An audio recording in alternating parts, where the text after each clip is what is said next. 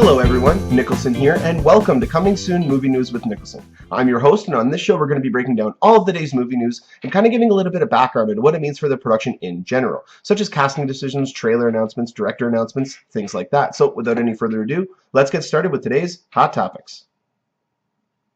And the first hot topic we have to talk about is something I've been anticipating for a long time. MGM has decided to move forward with a reboot of Stargate, and Roland Emmerich is confirmed to direct. He has been adamant about doing this project for years.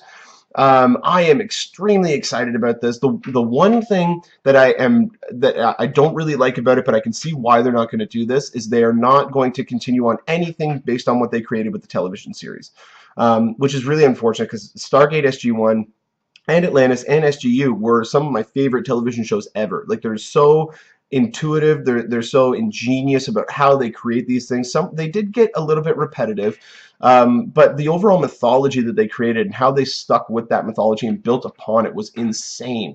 But for those of you who are unaware of what Stargate is, the original movie came out, I believe it was 1994, and it starred Kurt Russell and James Spader. James Spader, who actually is going to be the new villain in the next Avengers movie, Age of Ultron.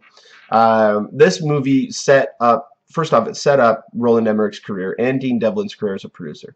He went on to do, obviously, Independence Day, Day After Tomorrow, 2012. He has the upcoming Independence Day 2, which he's currently prepping right now. But it's planned as a trilogy. That's how he originally sees it, and that's what he originally envisioned with the original Stargate movie. He envisioned to do a trilogy of films.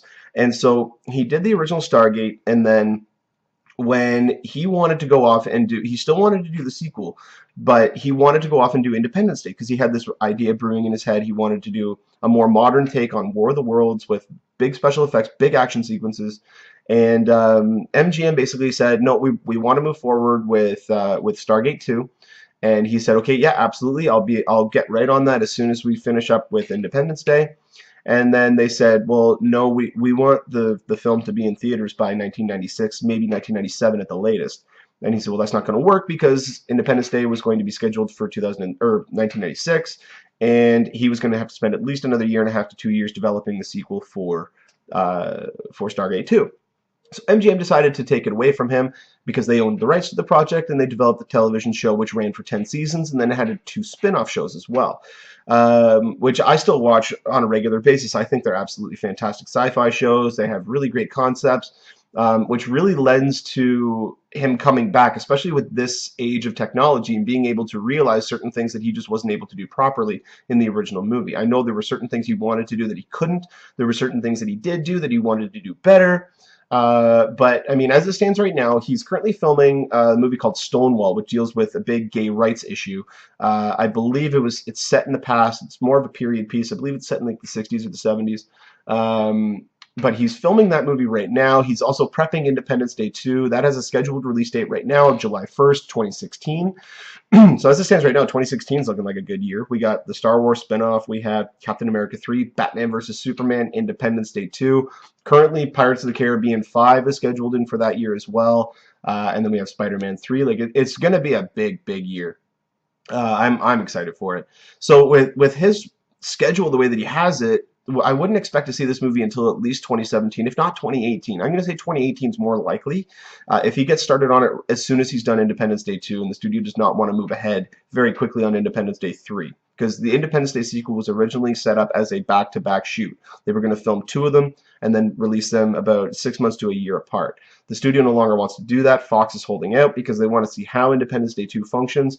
But if that movie is an amazing success in the first week and critics really like it, they're probably going to say, we need this moving right now, and that could push back Stargate even more, which is unfortunate. We do know that they are going to recast.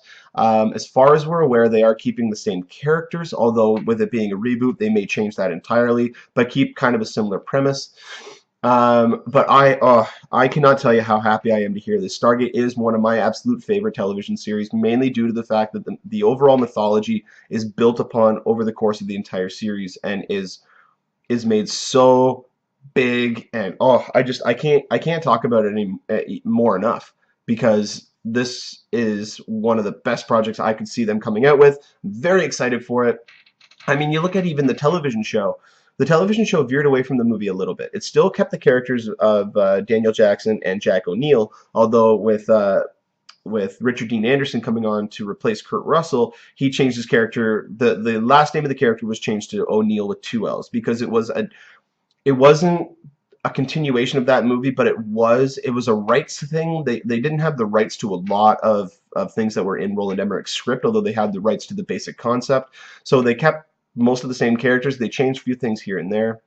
But I mean, he instilled it with a lot more comedy. It was more of an action comedy with sci-fi elements. I really, you guys, if you haven't checked it out, you should watch it. It's on Netflix. All 10 seasons of Stargate SG-1 are on Netflix.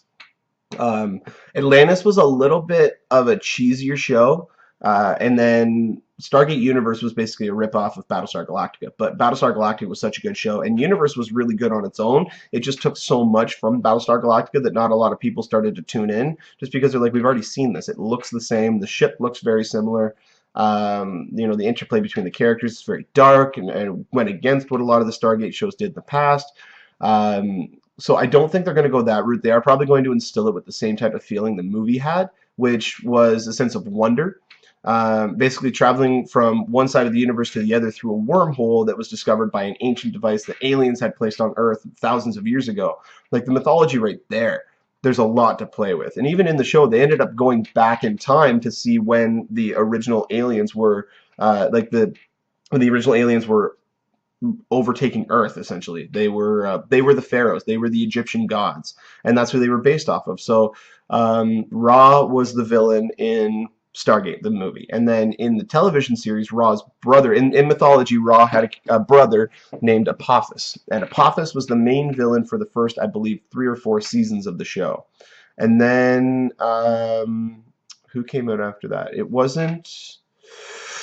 Oh, there were several of them. They had Sokar, they had Seth, they had who else? Who was the big bad? Anubis. Anubis was probably one of the biggest villains that they had, and they were all based around the Egyptian mythology. Now, once the show was originally supposed to end around season 8, and when they decided to bring it back for another 2 seasons, they decided to do some recasting because Richard Dean Anderson didn't want to do the show anymore. He wanted to stay on as a producer, but he was done. He wanted to spend more time with his family. So they wrote out the character of Jack O'Neill. They made him a general, and then they wrote him out of the show. He went off to Washington. And so he was replaced with a new character by the name of Cameron Mitchell. And the Gould, as they were known, that was the name of the alien race that took the personas of the ancient Egyptian gods. They were known as the Goa'uld, sorry for the pronunciation. And after season 8, or season 9, sorry, once season 9 started, then they created a new alien race called the Ori. And the Ori were basically, instead of it being the ancient Egyptian gods, it was Christianity and Catholicism and that type of religious persecution. Essentially, they would go up, they would be dressed in robes, they would have their big staff, and just like the quote unquote what people know of a monk's look, like they looked like that. And they would basically say, like, this is the God, this is the gospel that we have.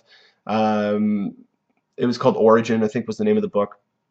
And basically they were like, you must worship us or we're going to kill you. So it was basically like what Catholicism was like back in the Middle Ages. If you didn't worship us, we're going to kill you. So I mean, it really did kind of lose its footing. But for the mainstay of the show, it was some of the best television that they had because it was so smart, it was so intuitive. Just a great overall show. The cast worked really well together. Special effects were really good for their time. So I'm overly ecstatic for this project, if you haven't already guessed that.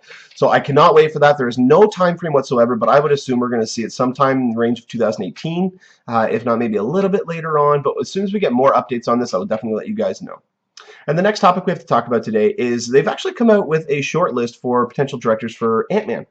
And so, as most of you are aware, if you watch the show, last Friday, actually a week ago today, Edgar Wright departed Ant-Man. And there wasn't really a clear reason as to why, other than difference of direction that they wanted to go. And there were rumors that came out that there was problems with the script, and that they had taken the script away and had somebody rewrite it. And when the script came back, it had been completely gutted, and so Wright left. And a rumor came out yesterday, actually, that Marvel was looking at getting James Gunn, who had just directed Guardians of the Galaxy, which opens up in August. They were going to get him to come on board. And I don't see that happening just because he's already contracted to Guardians of the Galaxy 2. I think he's contracted for 3 films. So if Guardians of the Galaxy is a smash hit, you bet your ass that they're going to be starting the pre-production on that film the following Monday. So he's going to be busy on prepping that film to shoot. He will not have the time to go and shoot Ant-Man. But the shortlist has come out, and the shortlist is comprised of Adam McKay, who directed Anchorman, he directed Step Brothers, he directed The Other Guys. So he's got a little bit of action background. Another one on the shortlist is Rawson Thurber. Rawson Thurber directed Dodgeball, which is one of my favorite comedies. And We're the Millers just came out, I believe, was it last year? I think it was last year. And Ruben Fleischer, who directed Zombieland and just recently directed Gangster Squad. So out of all of them, McKay does seem the most likely, not only just because he does have a little bit of action experience, but they are going more for a comedic tone with this script. And one thing that a lot of people aren't aware of is the previs for this movie will already mostly be done. Previs is essentially taking the script, making storyboards out of it, which are essentially pictures of what are represented on the script based on what the director wants the shot to look like. And so they will have scenes all done as storyboards. Previs is essentially taking those storyboards and animating them, making them move. And so it's already been storyboarded, it's already been prevised. They are still trying to hold on to their production start date in July for a July 17th release date next year. So not only with him having a little bit of action background, but be able to come in with his unique style, he has a really good working relationship with Paul Rudd, who is the star of the film. So there's a lot of things that make him kind of stand out as the front runner. I wouldn't be surprised if they did announce Adam McKay as the director, although I don't know if any of these names are actually going to be the final director. But Rawson Thurber, he's coming off a big hit with We're the Millers. And the studio may look at him and say, you know what, we really liked what you did there. A couple of these sensibilities you brought to that project are applicable to this new one.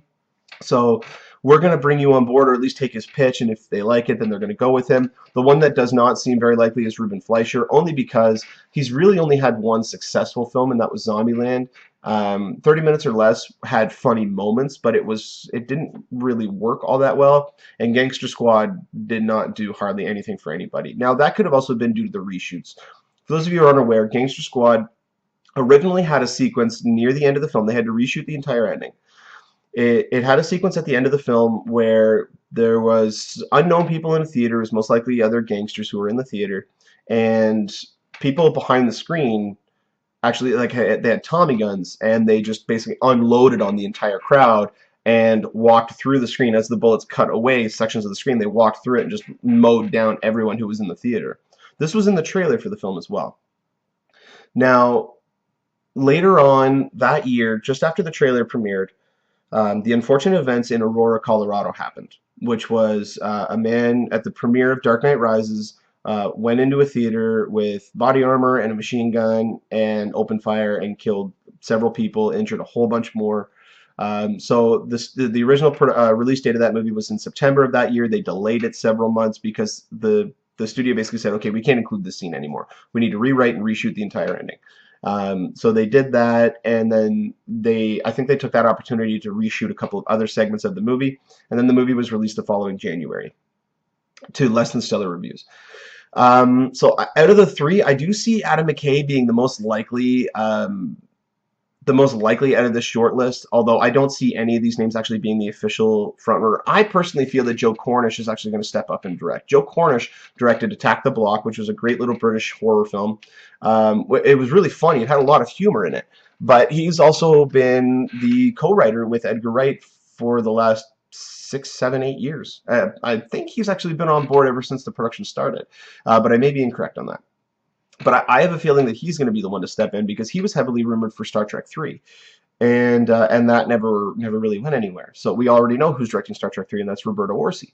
So The official announcement is most likely going to be made soon. Filming is expected to continue, or to at least be on track to start in July.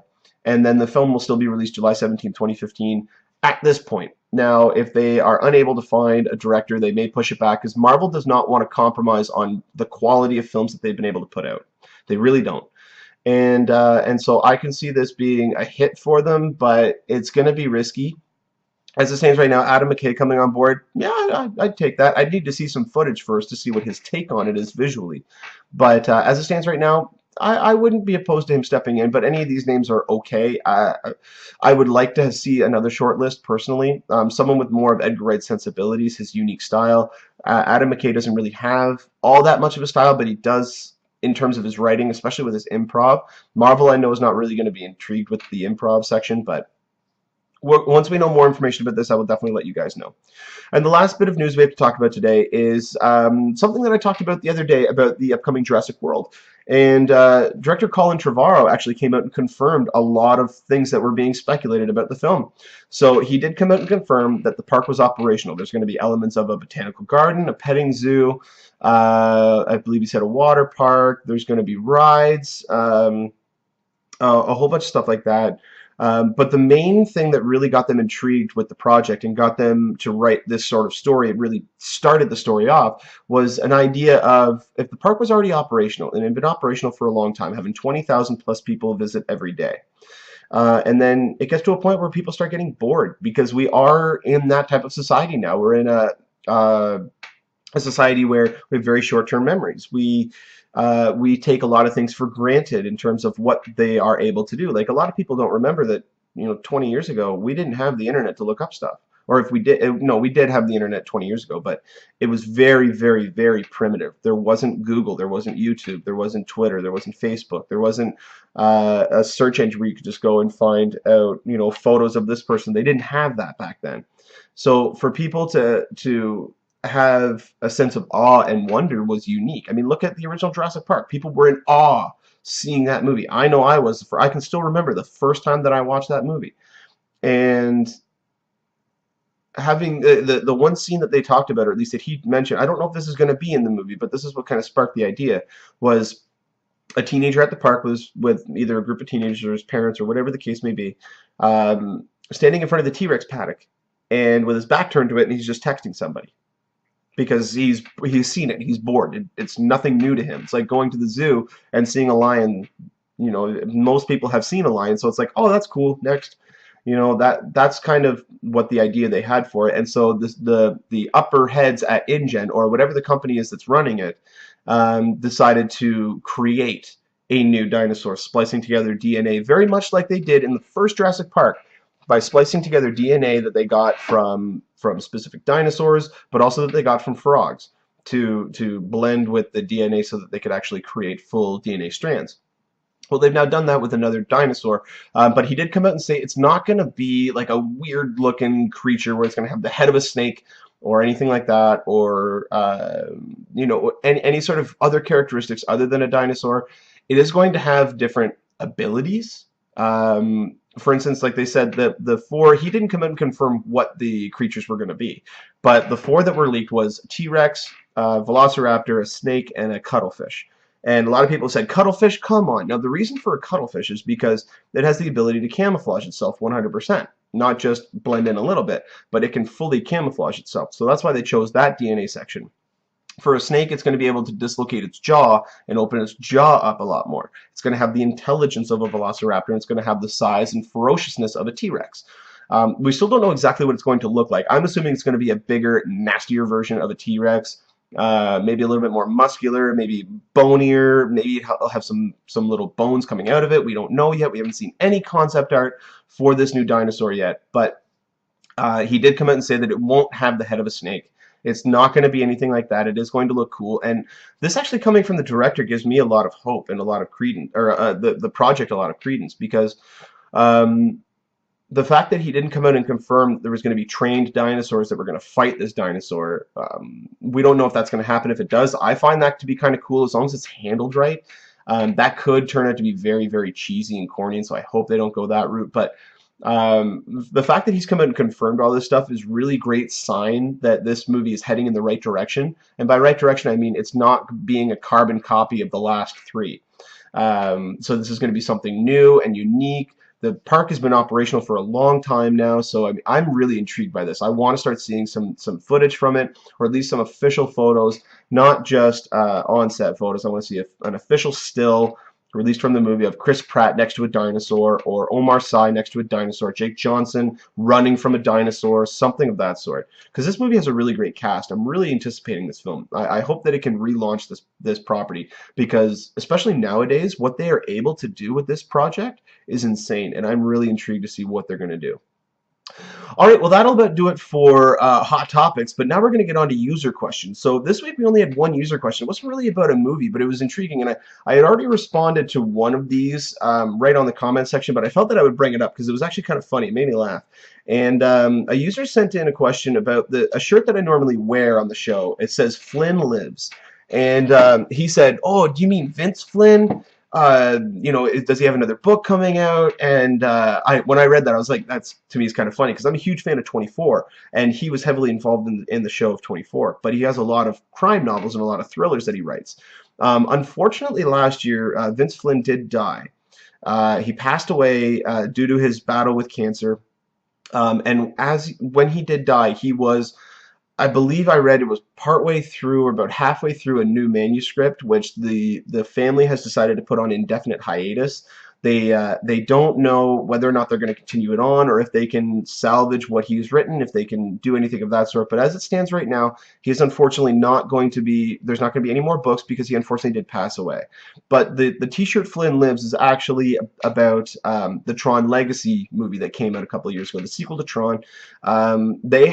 Disney put out a massive marketing campaign, and almost a year, actually maybe just under a year, just over a year before the movie came out, they had a big marketing push online. And basically, if you participated in it, you could win tickets to go and see special advanced screening of advanced footage, or footage that hadn't been screened yet, in IMAX. And so I was living up in Mississauga at the time. Actually, I was living in Oakville at the time. And I ended up winning. I got 2 tickets. So me and a close buddy of mine who was a massive Tron fan, we decided to go to Toronto for the day. We went to the Scotiabank Theatre in Toronto, where they have the IMAX, and they showed us the first ever actual trailer for Tron Legacy, the first one that actually included footage from the film. And we were blown away, because we had no idea what they were planning. We had no idea. We knew there was going to be updated looks of a lot of the machines that we had seen in the original one. I'm a big fan of Tron 2. I really like it. But I did not know what I was getting myself into when I saw that. And the fact that we got to see it in IMAX, we got an introduction by one of the production team, because they were only doing this in 10 cities around the world. And so one of the production members came up on stage, or not on stage, right at the bottom of the screen, and basically said, this is what we're doing, this is the whole purpose of it, and then when you left, you got a t-shirt. They gave out free t-shirts, and so that's when I got my Flynn Lives t-shirt. That was the only chance that you had the ability to get a shirt like that, and I've kept it ever since. That was back in 2009 that I got, actually no, beginning of 2010, so I've had that shirt now for about 4.5 years. Surprisingly, it still fits. But yeah, that's basically the story behind the shirt. Again, for those of you who don't know what this segment of the show is, User Questions is a segment I do every Friday, where if you have a question, topic, or anything of that sort involving anything about the show or movies in general, send in your questions either in the comments section, or you can click at the bottom of the video here. You see movienewswithniklsun.ca. If you click on that link, it'll take you to my website. And in the contact section of that website, there's a section where you can actually send in emails, and that's basically the user submitted section. You submit in your questions, topics, whatever the case may be, and I receive them as soon as you send them in, and then I will talk about them every Friday. Don't forget to check out the review of A Million Ways to Die in the West, that episode I put up earlier today.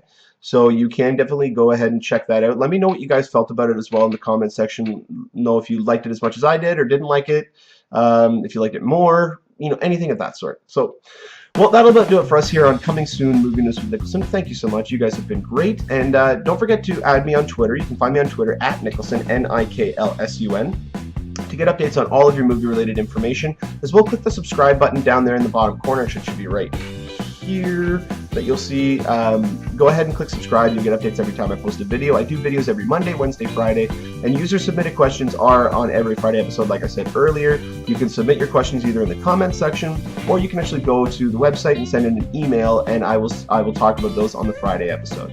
So without further ado, this has been Niklsun. You guys have been great. Thank you so much for watching, and you enjoy the rest of your day. Take care.